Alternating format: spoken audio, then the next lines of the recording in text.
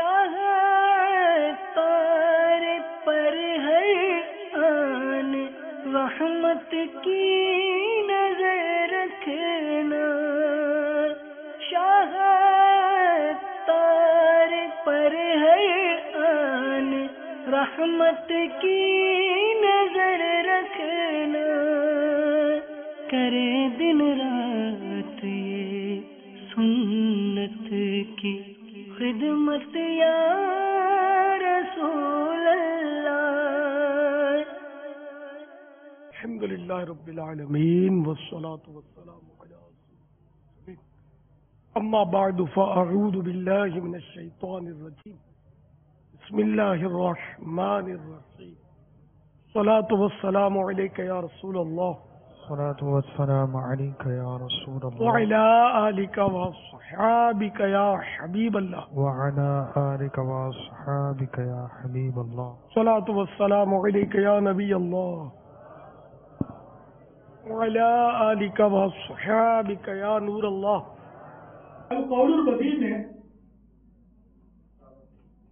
انتقال کے بعد حضرت سیدنا ابو العباس احمد بن منصور علیہ رحمت اللہ الغفور کو اہل شیراز میں سے کسی نے خواب میں دیکھا کہ وہ سر پر موتیوں کا تاج سجائے جنتی لباس میں ملبوس شیراز کی جامع مسجد کی محراب میں کھڑے ہیں۔ خواب دیکھنے والے نے عرض کی ما فعل اللہ بکا، یعنی اللہ عز و جل نے آپ کے ساتھ کیا معاملہ فرمایا؟ جواب دیا الحمدللہ عز و جل، میں کثرت سے درود شریف پڑھا کرتا تھا، یہی عمل کام آ گیا کہ اللہ عز و جل نے میری مغفرت فرما دی اور مجھے تاج پہنا کر داخل جنت کر دیا۔ صلو علی الحبیب۔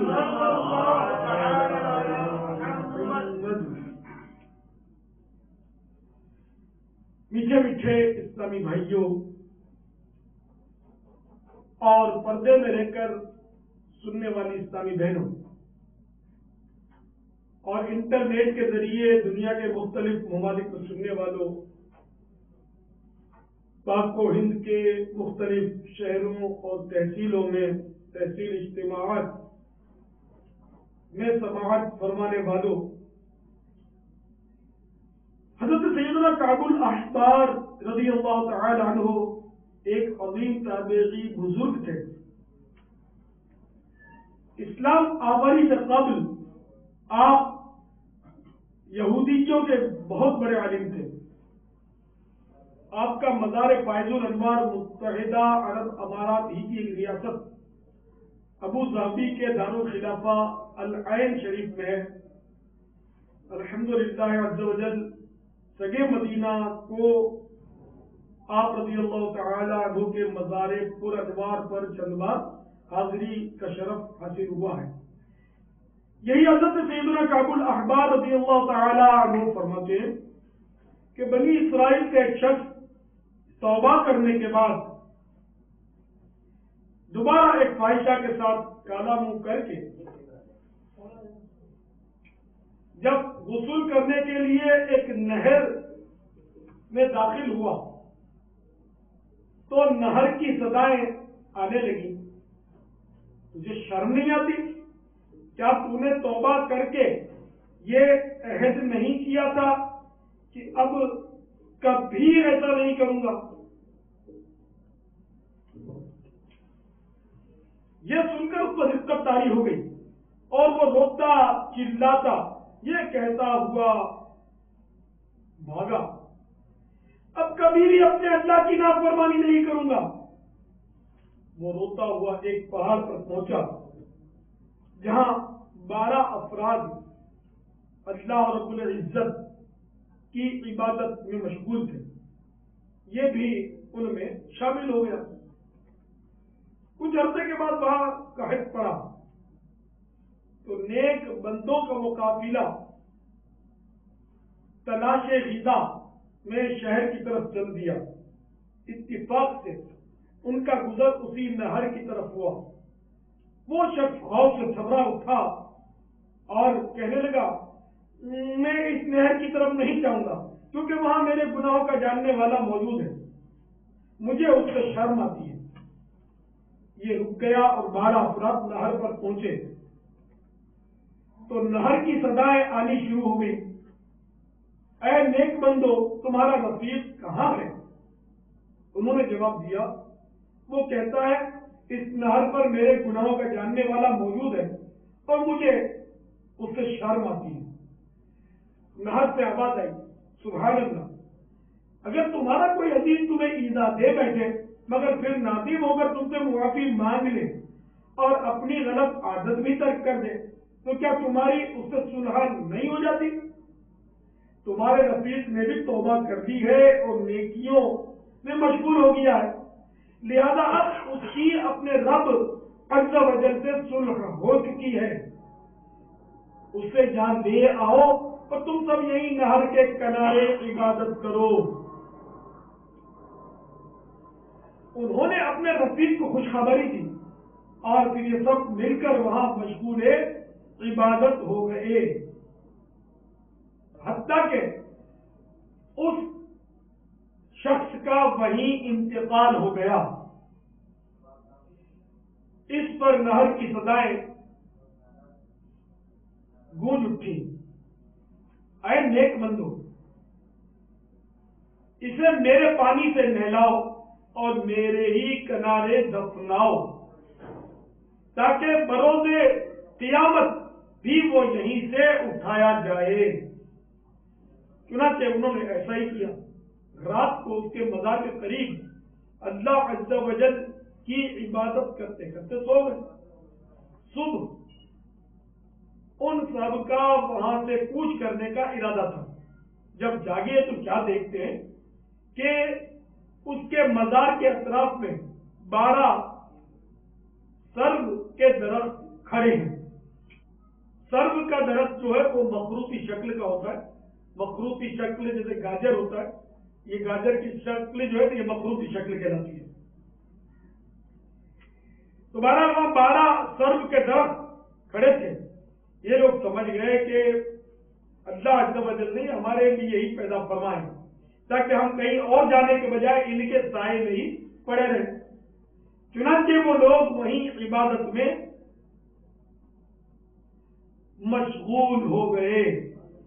جب ان میں سے کسی کا انتقال ہوتا تو اسی شخص کے پہلو میں دفن کیا جاتا حتیٰ کہ سب وفات پا گئے. بنی اسرائیل ان کے مزارات کی زیارت کے لیے حاضر ہوا کرتے تھے. اللہ عز و جل کی ان پر رحمت ہو اور ان کے صدقے ہماری مغفرت ہو. آمین آمین بجاہ النبی الامین صلی اللہ تعالی علیہ وآلہ وسلم. میرے میٹھے میٹھے اور پیارے پیارے اسلامی بھائیوں اور مجھے پردے میں لے کر سننے والی اسلامی بہنوں, آپ نے ملاحظہ فرمایا خدا رحمان کتنا مہربان اور رحیم و کریم ہے. جب کوئی بندہ سچے دل سے توبہ کر لیتا ہے تو اس سے خوش ہو جاتا ہے. اس حکایت سے یہ بھی درس ملا کہ گناہ کرنے والا اگرچہ 1,00,000 پردوں میں چھپ کر گناہ کرے, اللہ تبارک و تعالی تو ملاحظہ فرما ہی رہا ہے. صلو علی الحبیب توبوا الی اللہ صلو علی الحبیب.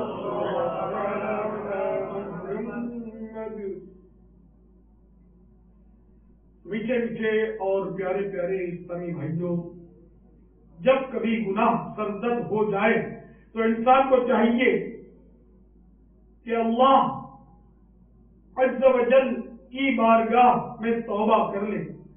اگر بتقاضائے بشریت پھر معصیت کا صدور ہو جائے تو پھر توبہ کر لے, پھر خطا ہو جائے پھر توبہ کریں. اللہ رب العزت کی رحمت سے ہرگز مایوس نہ ہو. اس کی رحمت بہت بڑی ہے. یقیناً گناہوں کو معاف کرنے میں اس کی رحمت کا کوئی نقصان نہیں ہوتا. بس ہمیں ہردم توبہ و استغفار جاری رکھنا چاہیے. حدیث پاک میں ارشاد ہوتا ہے التائب من الذنب کمن لا ذنب لہ، یعنی گناہ سے توبہ کرنے والا ایسا ہے گویا اس نے گناہ کیا ہی نہیں. پتہ چلا توبہ سے گناہ مٹ جاتے ہیں. بہرحال ہمیں بارگاہ رب ذوالجلال میں ہردم جھکا رہنا چاہیے اور اس کی رحمت سے مایوس نہیں ہونا چاہیے.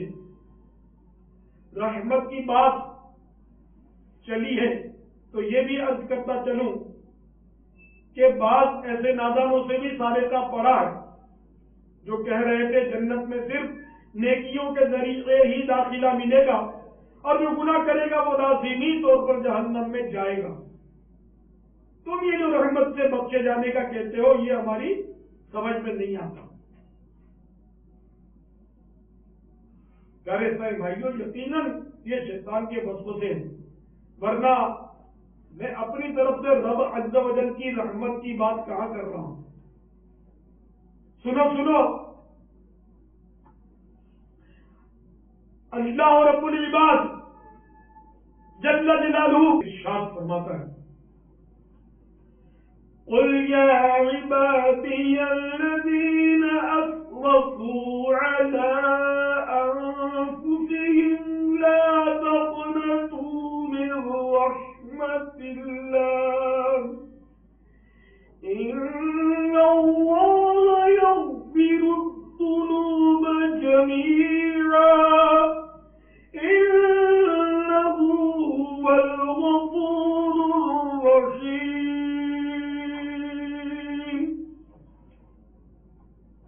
میرے آقا نعمت امام اہل سنت عظیم البرکت عظیم المرتبت پروانہ شمع رسالت مجدد دین و ملت پیر طریقت عالم شریعت باعث خیر و برکت حامی سنت ماحی بدعت الحاج الحافظ القاری مولانا شاہ امام احمد رضا خان علیہ رحمت الرحمان اپنے شعراء آفاق ترجمہ قرآن کنز الایمان میں اس کا ترجمہ کچھ یوں کرتے ہیں تم فرماؤ اے میرے وہ بندو جنہوں نے اپنی جانوں پر زیادتی کی اللہ عز و جل کی رحمت سے نا امید نہ ہو.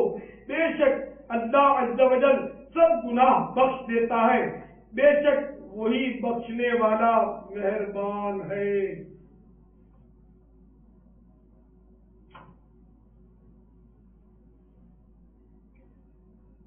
حدیث قدسی میں خدا رحمان عز و جل کا فرمان رحمت نشان ہے، یعنی میری رحمت میرے غضب پر سبقت رکھتی ہے.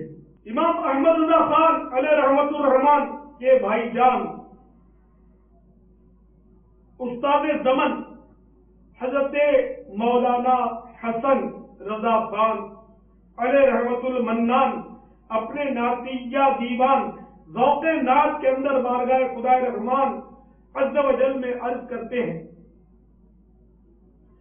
سبقت رحمتی علی غضبی تو نے جب سے سنا دیا یا رب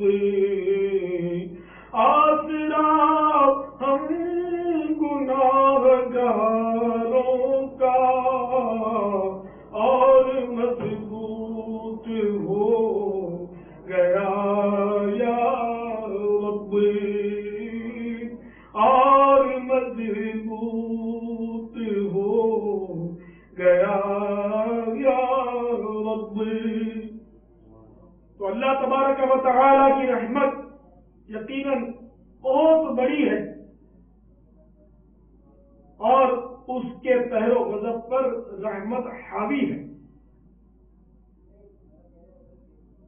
اور گناہگاروں کی بخشش کے لیے گناہگاروں کی مغفرت کے لیے بڑی ڈھارس ہے. میٹھے میٹھے پیارے پیارے سارے بھائیوں، یقیناً اللہ تبارک و تعالی بظاہر چھوٹی سی نظر آنے والی ادا پر بھی خوش ہو جائے تو ایسا نواز دیتا ہے کہ بندہ سوچ بھی نہیں سکتا۔ چنانچہ کتاب التوابین میں ہے، حضرت سیدنا کعب الاحبار رضی اللہ تعالی عنہ فرماتے ہیں، بنی اسرائیل کے دو آدمی مسجد کی طرف چلے، ایک تو مسجد میں داخل ہو گیا مگر دوسرے پر خوف خدا عز و جل طاری ہو گیا اور وہ باہر ہی کھڑا رہ گیا اور کہنے لگا میں گناہگار اس قابل کہاں جو اپنا گندا وجود لے کر اللہ عز و جل کے پاک گھر میں داخل ہو سکوں۔ اللہ تعالیٰ کو اس کی یہ عاجزی پسند آ گئی اور اس کا نام صدیقین میں درج فرما دیا۔ یاد رہے صدیق کا درجہ ولی اور شہید سے بھی بڑا ہوتا ہے، ولایت کی بہت اعلیٰ قسم ہے، سب سے اعلیٰ قسم صدیق، مگر صدیق نبی سے بڑا نہیں ہوتا، یہ ذہن میں ہے۔ اسی طرح کی ایک حکایت کی ہے کہ ایک اسرائیلی سے گناہ سرزد ہو گیا، وہ بے حد نادم ہوا اور بے قرار ہو کر ادھر سے ادھر دوڑنے اور بھاگنے لگا کہ کسی طرح اس کا گناہ معاف ہو جائے اور پروردگار عز و جل راضی ہو جائے۔ اللہ جل جلالہ کی بارگاہ میں اس کی ندامت و بے قراری مقبول ہوئی اور اللہ رب العزت عز و جل نے اس کو بھی مقام صدیقیت سے نواز دیا۔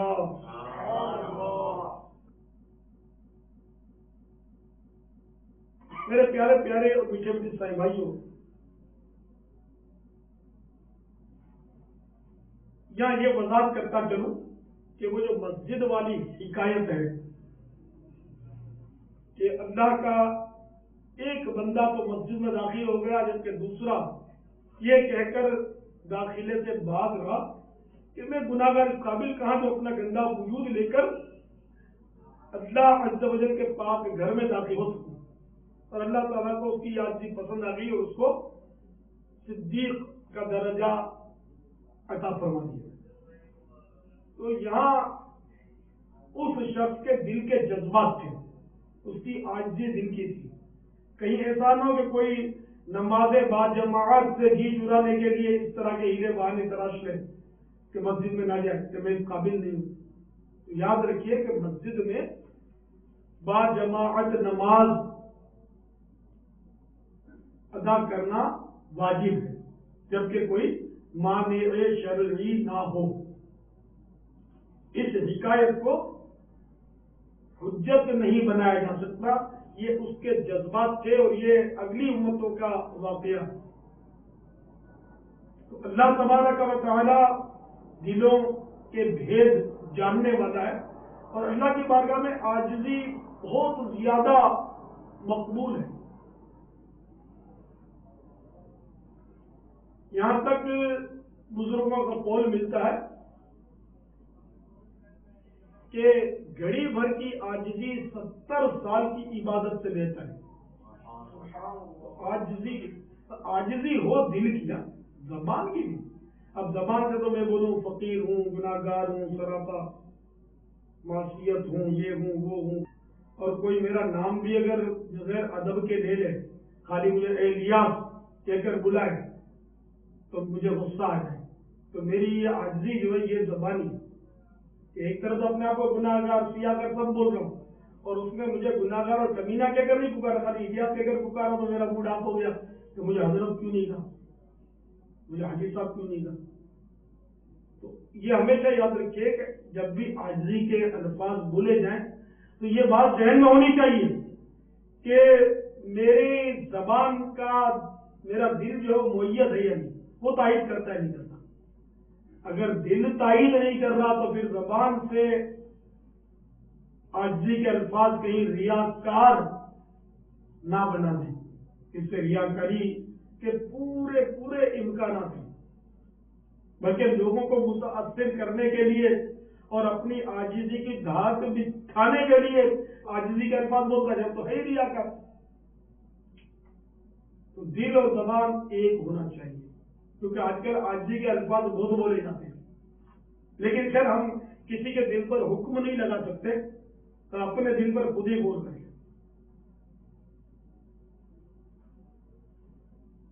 خلیفہ اعلی حضرت فقیہ اعظم حضرت علامہ مولانا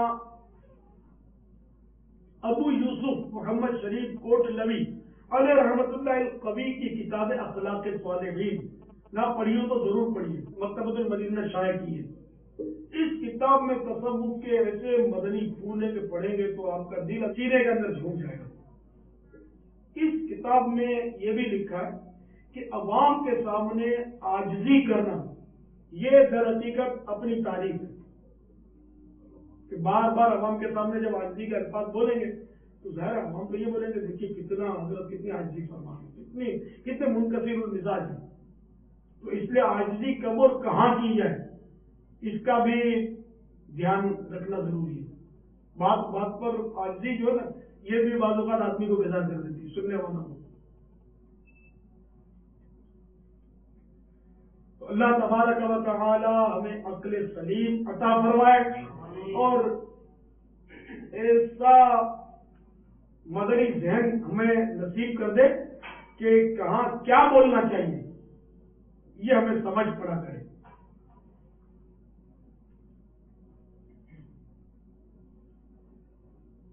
تو میں نے وہ حکایت ابھی ایک یہ بھی عرض کی کہ ایک اسرائیلی سے گناہ سرزد ہوا تو وہ بے قرار ہو کر ادھر ادھر بھاگنے لگا اور خدا غفار کو اس کی بے قراری پسند آ گئی اور اس کو بھی صدیقیت سے نواز دیا۔ تو اللہ تعالیٰ کی رحمت جو ہے بس وہ بہت بڑی ہے، اور توبہ کے لیے ندامت جو ہے یہ اس کے ارکان میں سے۔ توبہ کے لیے ندامت بھی ہونی چاہیے، جو گناہ کیا اس کا اقرار بھی ہونا چاہیے، اور دل سے اس کے لیے بیزاری بھی ہونی چاہیے، اور آئندہ اس گناہ کو نہ کرنے کا عزم بھی ہونا چاہیے، ورنہ خالی توبہ کافی نہیں کہ خالی وہ دو تین چپت گال پہ لوگ مار لیتے ہیں تو توبہ جیسے ہو گئی، تو یہ توبہ نہیں۔ توبہ کے ارکان میں سے یہ ہے کہ جو گناہ کیا ہے اس کا اقرار کرے کہ یہ گناہ مجھ سے ہوا ہے۔ نمبر 2، دل سے اس گناہ سے اس کو بیزاری ہو، نفرت ہو، ندامت ہو، اور پھر بے شک زبان سے بھی وہ اس کا اظہار کرے، اور ساتھ میں یہ بھی ہو کہ آئندہ میں ایسا نہیں کروں گا، یا اللہ میری غلطی ہو گئی مجھے معاف کر دے، آئندہ ایسا نہیں کروں گا، یہ ضروری ہے۔ بلکہ بعض گناہوں میں تو اس کی تلافی بھی ضروری ہے، جیسے نماز قضا ہو گئی تو اس کے لیے خالی توبہ کا بھی نہیں، نماز قضا اگر قصدن کی ہے تو توبہ تو کرے لیکن اس کی تلافی بھی کرے، یعنی اس نماز کو پڑھے بھی، قضا کی نیت سے پڑھ لے اور اب توبہ بھی کرے کہ تاخیر ہوئی اس کی توبہ، ورنہ خالی توبہ سے نماز معاف نہیں ہوگی۔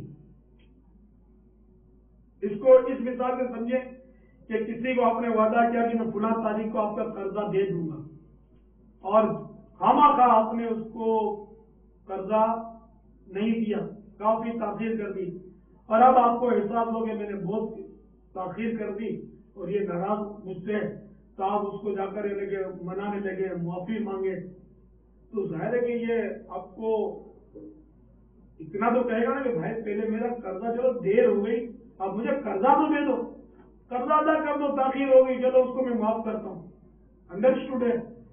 تو اس طرح آپ کو ادا بھی تو کرنا پڑے گا نا، کرنا تو نماز بھی ادا کرنی پڑے گی، خالی توبہ سے نماز معاف نہیں ہو جائے گی۔ حضرت قیاس میں اسی طرح جو بھی ایسے معاملات ہیں تو اس میں تلافی بھی ضروری ہے۔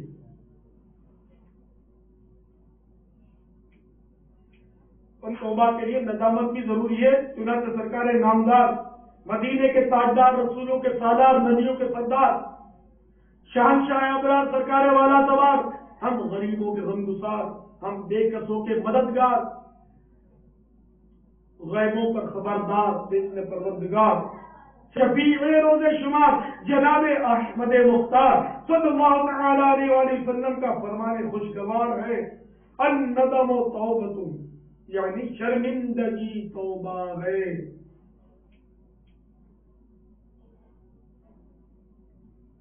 حقیقت یہ ہے کہ بعض اوقات گناہوں پر ندامت وہ کام کر جاتی ہے جو بڑی سے بڑی عبادت بھی نہیں کر سکتی. اس کا مطلب ہرگز یہ بھی نہیں کہ عبادت نہ کی جائے. یہ سب اللہ رب العزت عز و جل کی مشیت پر ہے. کبھی ندامت کام کر جاتی ہے تو کبھی عبادت. روض الریاحین میں ہے حضرت سیدنا ابوبکر شبلی علیہ رحمت اللہ الولی فرماتے ہیں، میں ایک قافلے کے ہمراہ ملک شام جا رہا تھا. اثناء راہ ڈاکوؤں کی جماعت نے ہمیں لوٹ لیا اور سارا مال و اسباب اپنے سردار کے سامنے ڈھیر کر دیا. سامان میں سے ایک شکر اور بادام کی تھیلی نکلی. سارے ڈاکوؤں نے نکال کر کھانا شروع کر دیا، مگر ان کے سردار نے اس میں سے کچھ نہ کھایا. میں نے پوچھا سب کھا رہے ہیں مگر آپ کیوں نہیں کھا رہے؟ کہنے لگا میں روزے سے ہوں. میں نے حیرت سے کہا تم لوٹ مار بھی کرتے ہو، روزہ بھی رکھتے ہو؟ سردار بولا اللہ جل جلالہ سے صلح کے لیے بھی تو کوئی راہ باقی رکھنی چاہیے. حضرت سیدنا شیخ شبلی علیہ رحمت اللہ الولی فرماتے کچھ عرصے کے بعد میں نے اسی ڈاکوؤں کے سردار کو احرام کی حالت میں طواف خانہ کعبہ میں مشغول دیکھا. اس کے چہرے پر عبادات کا نور تھا اور مجاہدات نے اسے کمزور کر دیا تھا. میں نے تعجب کے ساتھ پوچھا کیا تم وہی شخص نہیں ہو؟ وہ بولا جی ہاں میں وہی ہوں، اور سنیے اسی روزے نے رب کائنات جل جلالہ کے ساتھ میری صلح کروا دی ہے. میٹھے میٹھے اور پیارے پیارے اسلامی بھائیوں، باب المدینہ اور دیگر مقامات پر مجھے سننے والوں، ہند کے متعدد مقامات پر ٹیلی فونک بیان سننے والوں، انٹرنیٹ کے ذریعے مختلف ممالک میں سننے والوں اور سننے والیوں، معلوم ہوا کہ کسی بھی نیکی کو چھوٹی سمجھ کر ترک نہیں کر دینا چاہیے کہ کیا پتا وہی چھوٹی نظر آنے والی نیکی اللہ عز و جل کی بارگاہ میں مقبول ہو جائے اور ہمارے دونوں جہاں سمجھ جائیں. اس حکایت سے نفلی روزے کی اہمیت بھی معلوم ہوئی. اگرچہ ہر ایک کثرت کے ساتھ نفلی روزے رکھنے کی طاقت نہیں پاتا، تاہم کم از کم ہر پیر شریف کا روزہ تو رکھ ہی لینا چاہیے کہ سنت بھی ہے. دیکھیے نا اس ڈاکوؤں کے سردار کو روزے نے کہاں سے کہاں پہنچا دیا. روزے کی برکت سے اسے ہدایت بھی ملی اور ولایت بھی ملی. کیمیا سعادت میں حضرت شیخ کی تانی قدس سرہ ربانی فرماتے میں نے حضرت سیدنا جنید بغدادی علیہ رحمت اللہ الہادی کو بعد وفات خواب میں دیکھ کر پوچھا ما فعل اللہ بک، یعنی اللہ عز و جل نے آپ کے ساتھ کیا معاملہ فرمایا؟ کہنے لگے میری عبادتیں اور ریاضتیں تو کام نہ آئی، البتہ رات کو اٹھ کر جو 2 رکعت تہجد پڑھ لیا کرتا تھا اسی کے سبب مغفرت ہو گئی. رحمت حق بہا نمی جویت، رحمت حق بہا نمی جویت، یعنی اللہ عز و جل کی رحمت بہا مانا قیمت نہیں مانگتی بلکہ اس کی رحمت تو بہانا ڈھونڈتی ہے. تو اے میرے میٹھے میٹھے اور پیارے پیارے اسلامی بھائیوں اور مجھے پردے میں لے کر سننے والی اسلامی بہنوں، فرائض کی ادائیگی کے ساتھ ساتھ نوافل کی بھی عادت ڈالنی چاہیے، اور خصوصاً تہجد تو ہرگز نہ چھوڑنی چاہیے۔ کیا معلوم تہجد میں اٹھنے کی مشقت بارگاہ رب العزت میں قبولیت پا جائے اور ہماری مغفرت کی صورت نکل آئے۔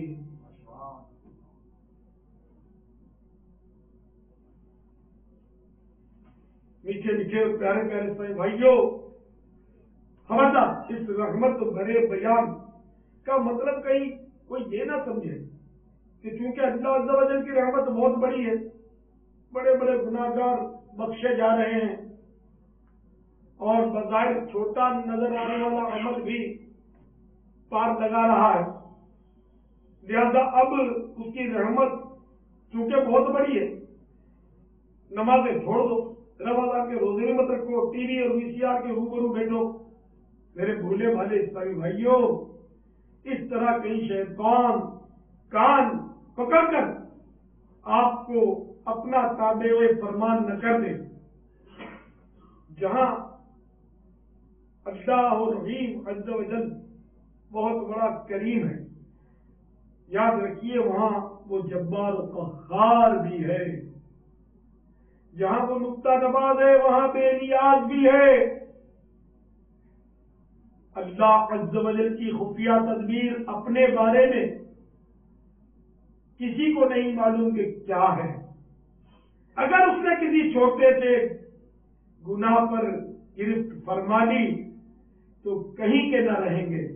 یاد رکھیے یہ طے ہے کہ کچھ نہ کچھ مسلمان اپنے گناہوں کے سبب داخل جہنم بھی ہوں گے۔ اور یہ بھی یاد رکھیے کہ شرم یہ دعا بھی مانگنے کی اجازت نہیں ہے کہ یا اللہ کوئی بھی مسلمان جہنم میں نہ جائے، اس کی شرم اجازت نہیں ہے، اس لیے کہ احادیث مبارکہ سے یہی مستفاد کہ کچھ نہ کچھ مسلمان ضرور دوزخ میں داخل ہوں گے۔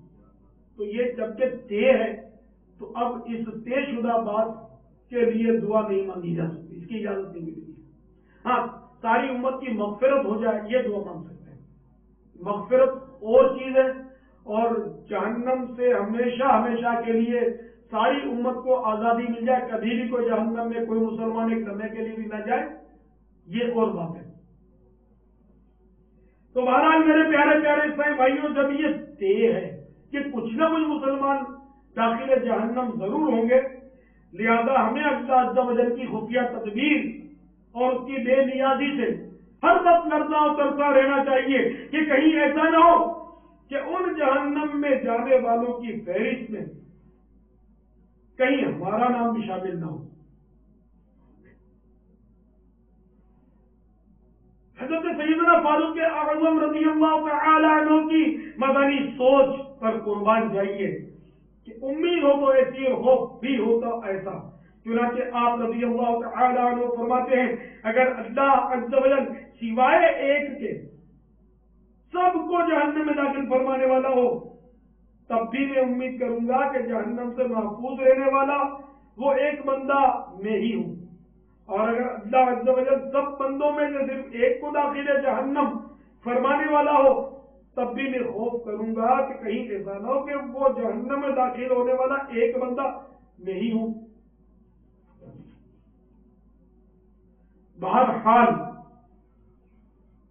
رب ذوالجلال عز و جل کی رحمت سے مایوس بھی نہیں ہونا چاہیے اور اس کے قہر و غضب سے بے خوف بھی نہیں رہنا چاہیے۔ میں آپ کو اپنی اس بات کو ایک عقلی دلیل سے سمجھانے کی کوشش کرتا ہوں۔ مثال کے طور پر اجتماع میں، سنت و برے اجتماع میں 12 لاکھ عیسائی بھائی جمع، 12 لاکھ عیسائی بھائیوں کا اجتماع، اور کوئی ایک شخص بلند جگہ پر ریوالور لے کر کھڑا ہو جائے اور وہ چیخ کر بولے کہ اس میں صرف ایک گولی ہے اور میں ایک کو نشانہ بناؤں گا، جس کے نصیب میں ہوگا اس کو گولی لگنے والی ہے۔ آپ کا کیا خیال ہے؟ وہ گولی چلائے یا نہ چلائے؟ ایسی بھگدڑ مچے کہ نہ جانے کتنے لوگ کچل کر مر جائیں، اس لیے کہ ہر ایک یہی خوف محسوس کرے گا کہ یار ایک گولی تو ہے نا اس میں، اور 12 لاکھ میں سے ہو سکتا ہے کہیں یہ گولی مجھے ہی نہ لگ جائے، بھلے بعد میں وہ آدمی پکڑا بھی جائے اور وہ ثابت یہ ہو کہ اس کے ہاتھ میں تو کھلونے کی بندوق تھی اور یہ کوئی مسخرہ تھا، لیکن لوگ تو ایک دوسرے کو کچل ڈالیں۔ تو اب یہ کہ ایک مسخرے کی بات پر تو یہ حال ہو، اور رب ذوالجلال عز و جل اور اس کے پیارے حبیب صلی اللہ تعالی علیہ وآلہ وسلم کی بات کبھی نہیں بدلتی، ان کے احکامات اٹل ہیں۔ تو جب یہ فائنل ہے، یہ طے ہے کہ کچھ نہ کچھ مسلمان جہنم کے عذاب کو بھگتیں گے، تو اب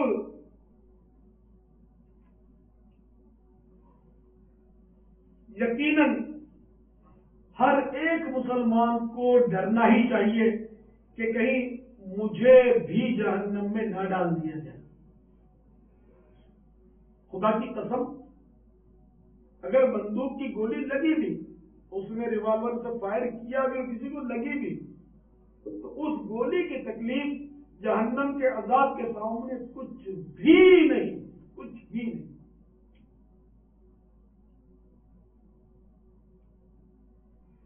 مسلم شریف کی حدیث میں ہے، جہنم کا سب سے ہلکا عذاب یہ ہے کہ معذب یعنی عذاب پانے والے کو آگ کی جوتیاں پہنائی جائیں گی، جس کی گرمی و تپش سے اس کا دماغ پتیلی کی طرح کھولتا ہوگا۔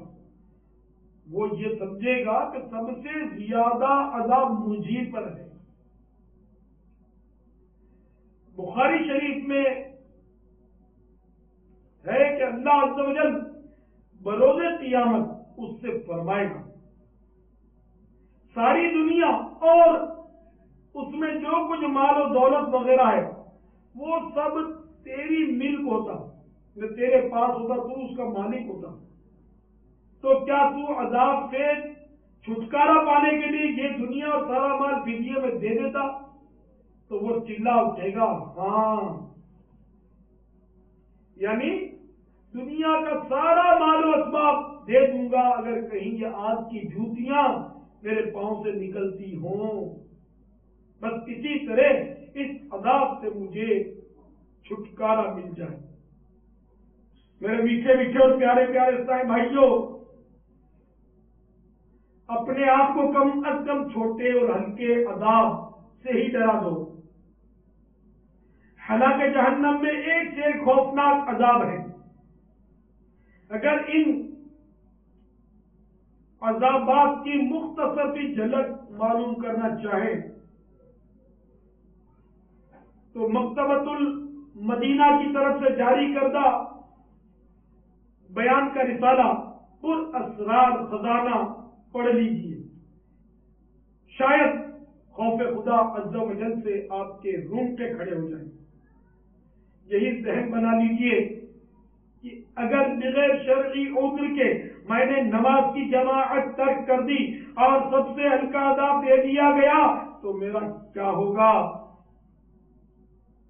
اگر بے پردگی کر لی، اپنی بھابھی سے بے تکلفی کی یا اس کو قصدن دیکھا، اسی طرح چچی، تائی، ممانی، سالی، خالازاد، ماموداد، سبیداد، چچازاد یا تایازاد سے پردہ نہ کیا، ان کے سامنے بلا تکلف آتے جاتے رہے، ان کو دیکھتے رہے، ان سے ہنس ہنس کر باتیں کرتے رہے، اور ان جرائم میں سے کسی ایک جرم کی پاداش میں اگر پاؤں میں آگ کی جوتیاں ڈال دی گئی تو کیا بنے گا؟ جی ہاں، بھابھی، چچی، تائی، ممانی وغیرہ وغیرہ جن کا تذکرہ ہوا، یہ سب اجنبیہ اور غیر محرمہ عورتیں ہیں۔ ان سے اور ہر اس عورت سے شریعت نے پردے کا حکم دیا ہے جن سے شادی ہو سکتی ہے۔ اسی طرح عورت بھی تمام غیر محرم رشتے داروں سے پردہ کرے۔ پردے کی تفصیلی معلومات کے لیے مکتبۃ المدینہ کی طرف سے جاری کردہ پردے کے بارے میں سوال جواب ضرور حاصل کیجیے اور اس کا مطالعہ فرمائیے، اپنے گھر والوں کو پڑھ کر سنائیں، انشاءاللہ پردے کا دور ہوگا۔ اسی طرح ٹی وی کے متعلق جو میں نے ٹی وی کی خبروں کے متعلق عرض کیا عورت کے بارے میں، تو ٹی وی کے بارے میں بھی رسالہ مکتبۃ المدینہ نے شائع کیا ہے، ٹی وی کی تباہ کاریاں، وہ مختصر سا رسالہ ہے، اس کو حاصل کیجیے۔ میٹھے میٹھے صاحب بھائیوں، ہمیں اللہ عز و جل کی رحمت سے مایوس بھی نہیں رہنا چاہیے اور اس کے قہر و غضب سے بے خوف بھی نہیں ہونا چاہیے۔ دونوں ہی صورتوں میں تباہی ہے۔ اگر کوئی رحمت خداوندی عز و جل سے مایوس ہو گیا وہ بھی ہلاک ہو گیا، اور جو گناہوں پر جدیر ہو گیا اور پکڑ میں آ گیا وہ بھی برباد ہوا۔ باہر کے غیرت و مروت کا تقاضا بھی یہی ہے کہ جس پروردگار عز و جل نے محض اپنے فضل و کرم سے ہمیں بے شمار نعمتیں عطا فرمائی ہیں اس کی اطاعت کی جائے، اور اس کے محبوب دانائے غیوب منزہ عن العیوب صلی اللہ تعالی علیہ وآلہ وسلم کے دامن کرم سے ہر دم وابستہ رہتے ہوئے ان کی سنتوں پر عمل کیا جائے۔ اسی میں ہمارے لیے دنیا اور آخرت کی بھلائی ہے۔ میٹھے میٹھے اور پیارے پیارے اسلامی بھائیوں، پکی نیت فرما لیجیے کہ انشاءاللہ عز و جل نمازوں کی پابندی ہوتی رہے گی۔ یاد رکھیے میرے آقا امام اہل سنت اعلی حضرت عظیم البرکت مولانا شاہ امام احمد رضا خان علیہ رحمۃ الرحمان فتاوی رضویہ شریف میں ایک فتوے کے جواب میں فرماتے ہیں کہ جو ایک نماز قضا کر دے وہ ہزاروں سال جہنم کے عذاب کا حقدار ہے۔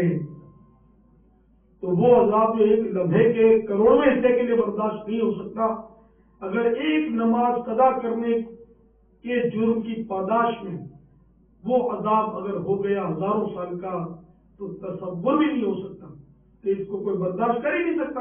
ظاہر جو یہ کہے کہ میں جہنم کا عذاب برداشت کر لوں گا تو یاد رکھیے وہ اسلام سے ہی خارج ہو جائے گا، کہ اللہ تعالیٰ کے عذاب کی تخفیف میں اس کو ہلکا جاننا، گھٹیا جاننا، یہ کفر ہے۔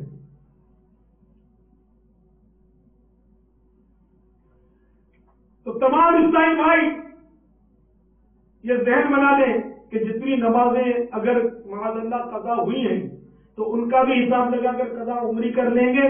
قضا عمری کا طریقہ اس نام کا ایک رسالہ بھی مکتبۃ المدینہ نے شائع کیا ہے، قضا عمری کا طریقہ۔ بلکہ نماز کے مزید احکامات سیکھنے کے لیے نماز کے احکام نامی کتاب مکتبۃ المدینہ سے حاصل کیجیے۔ تو تمام اسلامی بھائی نیت کریں اور اپنی نیت کا اظہار زوردار انشاءاللہ کے نعرے سے لگائیں اور ایسا فلک شگاف نعرہ لگائیں کہ شیطان کا کلیجہ پھٹ جائے۔ آج کے بعد میری کوئی نماز قضا نہیں ہوگی انشاءاللہ، ماہ رمضان کا کوئی روزہ قضا نہیں ہوگا انشاءاللہ، فلمیں ڈرامے نہیں دیکھیں گے گانے بجے نہیں سنیں گے انشاءاللہ، اپنے گھر میں ٹی وی نہیں بسائیں گے انشاءاللہ عز و جل۔ شاہ تار پر ہر آن رحمت کی نظر رکھنا، شاہ تار پر ہر آن رحمت کی نظر رکھنا، کرے دن رات یہ سنت کی خدمت یا